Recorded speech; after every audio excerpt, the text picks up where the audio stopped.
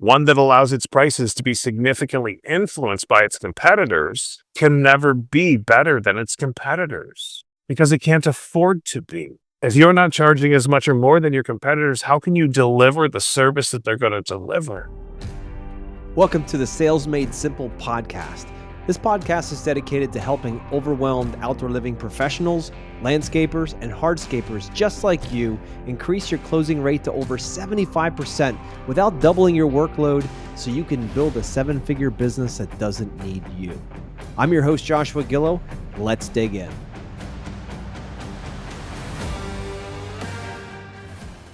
Hey everybody, welcome back. This week we have Slade on here from the Black Belt Sales Podcast, and I've been listening to a lot of his content. This guy, he cuts through the bullshit and goes right into it. He gets right to the source of the problem when it comes to sales and communication. Specifically, his niche is in the HVAC world, but a lot of the fundamentals that he teaches, they spread across all different trades. So Gene, welcome to the show.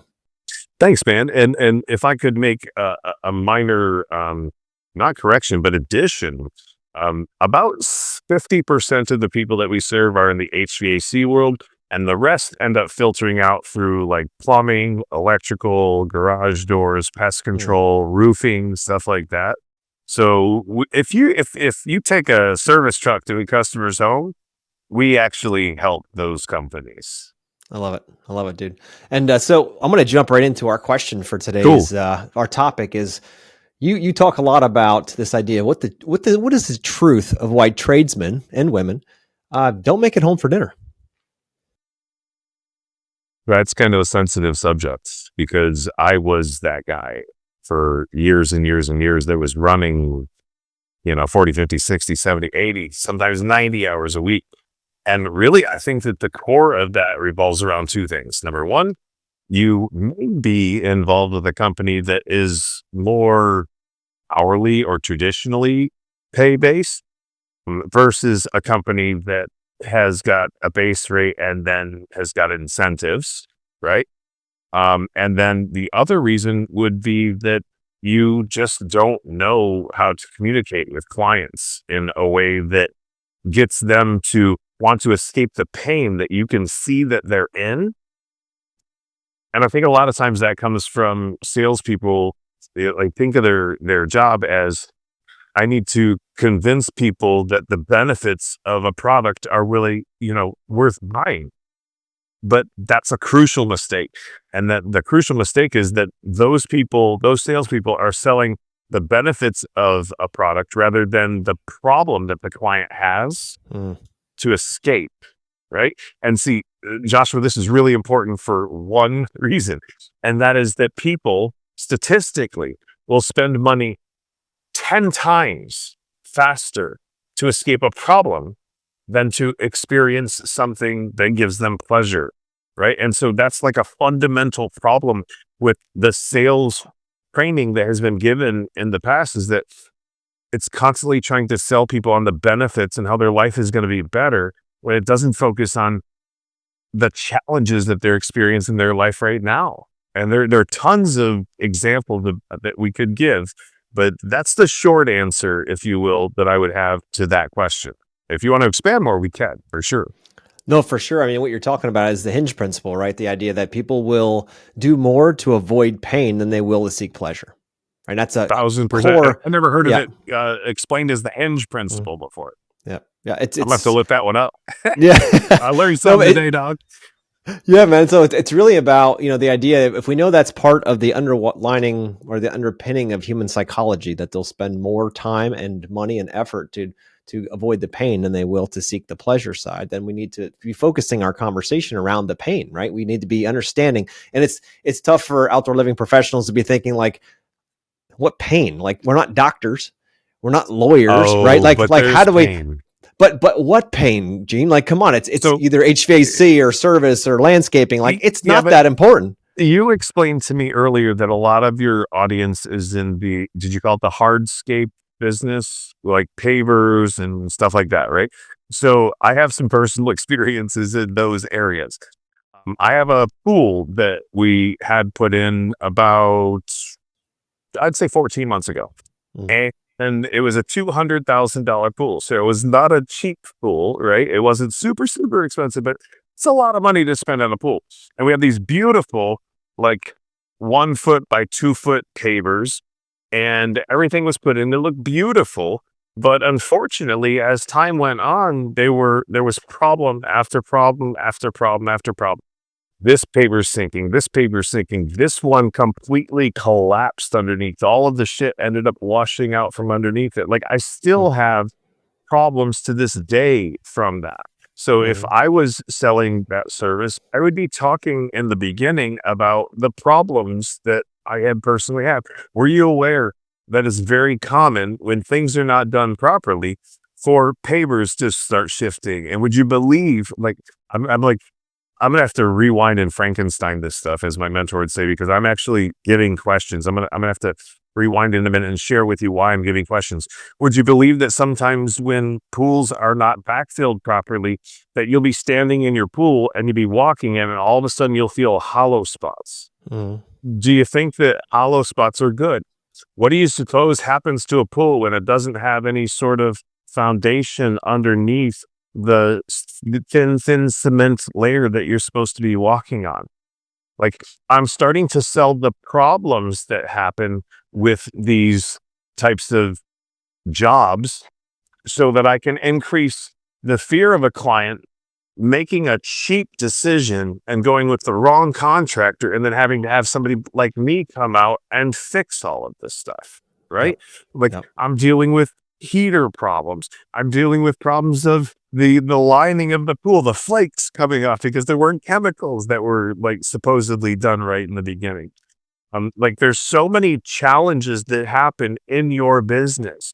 So think about all the negatives, all of the problems that happen inside of your business, and begin to ask clients if they've ever heard of these situations, because that's going to increase the fear of doing business with the wrong contractor. And Mhm. then let me say this, for those of you out there that need to raise your prices, this is a quote, ready? A competitor driven company, one that allows its prices to be significantly influenced by its competitors, can never be better than its competitors because it can't afford to be. If you're not charging as much or more than your competitors, how can you deliver the service that they're going to deliver? Right? So start setting up landmines for other people to come in and blow themselves up on, right? Include guarantees like a level paper guarantee or something. I don't know. Maybe you got to put some money in it to cover it. Right? But Yeah. if you can eliminate that as a future expense and aggravation for me, that's worth more money. Does that make sense, y'all? I hope it makes sense. I hope it lands. So I would start to set up those landmines, talk about the problems that happen in your business and how you guys alleviate and eliminate those problems, because 84 to 85% of people buy based on perceived value, not based on price. Only 14, 15% buy solely based on price. And some of those can be converted if you do the job right. Yeah. That's, man, love it. I love it, man. You're speaking right into the vein. And it's so important about adding that value, setting expectations, and over delivering. That's really what it is. And understanding what your customers need, want, and desire, what their problems are, and how to become the solution for that. You want to be the aspirin, not the vitamin, right? You want to be able to go in there and Yeah. fix things. Talk about the challenges that happen in your industry and how you guys have removed the risk for your clients when they run into those challenges, right? And paint the picture of what it looks like going elsewhere. And I'm telling you, that will move people to spend more money for your product so that you can provide a higher level of service. Absolutely. So let's full circle this, Gene. Now we're going back into tradesmen coming home for dinner. So why do you think that they're not coming home for dinner? Because they're not selling enough for the company.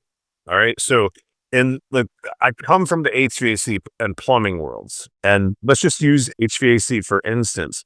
If I am a technician or a revenue generator for that company, and I only generate, let's say, $500,000 a year for that company, I'm going to have far less pull when it comes to my schedule and my life than somebody who generates $5 million for that company. If you work for one of my companies and you generate 5, 6, 7, $8 million a year, we don't treat people equally. We treat them fairly. Okay. And a $5 million salesperson is completely different than a $500,000 salesperson. So they can get much more control of their schedule and their future. Frankly, if you deliver $5 million in revenue into my company's bank account a year, I don't care what day of the week or what hours of the day you work, so long as that $5 million shows up in my bank account. So if you guys can learn to communicate with the client, and then really come to grips with the understanding that sales is not about going out and taking money from people. Sales is about helping people to solve problems that they have and sometimes don't even know that they have. Some of you may have heard that you can have anything in life that you've ever wanted if you'll just help enough other people get what they want. That's the truth. And that's what salespeople do. They go out and solve problems, sometimes that people don't know they have. Sometimes people do know that they have them. They remove resistance. They remove risk from the situation. They make them feel good about buying from them. And if you can do all of those things, then that's how you end up eventually getting control of your schedule, control of your life, and you get to get home for dinner on time. You get to tuck your kids into bed at night. You get to do fun shit with your family on the weekends. Like I have a guy who's in the HVAC and solar world, and two guys actually, one's in HVAC and solar, and both of them take about 10 weeks a year off. And it's usually the last 8 to 10 weeks. One of them did it last year to have a kid with his wife. Another one just decided he was going to take his family on vacation 10 weeks out of the year, or come out to our events and have fun with us 10 weeks out of the year. So when you get to that level, and it doesn't take long, Joshua, I got many stories, but two specifically, and there are multiples like this. I got one guy who was homeless, living in his car with his wife and his baby, like his baby daughter. Like they would lock themselves into abandoned buildings in St. Louis to try to huddle in corners and stay warm when the wind was whistling in the wintertime. He makes $500,000+ a year now. Like within 3 years, he accomplished that. Another guy came out of prison, former heroin addict, been in the pen for over 10 years, had revolutionized his life, found God when he was in there. The dude did over $6 million last year in sales, made over $500,000 a year. It took him less than 2 years to do it. Yeah. So if you can find a mentor, if you can find somebody who can show you the way, man, just do exactly what they tell you to do and watch what happens, right? So you've got to increase your communication level, skills, and then you've got to find a mentor that has done what you want to do, and then just do exactly what they say until you've mastered what they have taught you, and then you can go fuck it up. Yeah. I love it, dude. Hey, both of us, both of us sit here on this podcast because we had mentors in our life and we listened to what they said. I mean, that's why I'm here. I do too. I have two coaches on a weekly basis that I meet with that are helping me to level up. You know, one of them will be a billionaire in the next 31 months. And then the other one is a phenomenal head coach. It helps me with my breakdowns. Because guys, do you guys have problems? Joshua, you got problems? You got shit in your life that's not working? Or not working as well as you want it to work? Yeah, like I do. Always. Yeah, I do. So we need people that can, you know, sometimes it's hard to see the picture when you're in the frame. That's a Les Brown quote, right? So sometimes you need the influence of outside thinking to look into your life that you can, you know, it's not necessarily a counselor. A lot of coaches are better than counselors nowadays. So you need mentors and people that can speak into your life like you and I have had, Josh. And man, otherwise, do you level up? I mean, you got to figure it out all on your own. Having a mentor compresses time. We can take 20 years of what would take us 20 years to figure out and compress it into 2 months. Yep. Decades into days. I love it. Yep. Get it down. Never heard of that one, but I like that. Well, listeners out there, hope you got a lot this week from Gene. He's coming back again for the next episode here. We're going to talk about the first steps that people out there who love to build stuff with their hands, how they can transition from building stuff to selling stuff. Because if you're not selling stuff, you're not building stuff. So guys, we'll catch you in the next episode. Thanks, Gene.